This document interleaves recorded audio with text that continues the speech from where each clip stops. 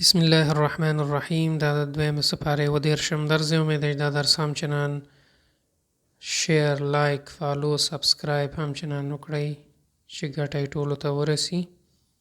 ابعث چې مقرر کړه، ملکا نقاتل یو پادشاه چې جنگ وکړو، الا تقاتلو نو جنگ به ونه کړئ، وما لنا نو څه شوي دي په موږ، قد بعث مقرر کړی دی،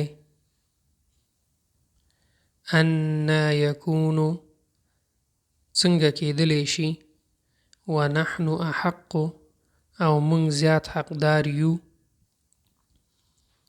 ولم یؤت او نه ده ورکړی شوې دته،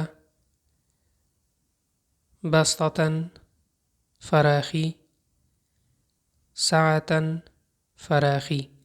امید دی دوستان دا درس سمجه شوی.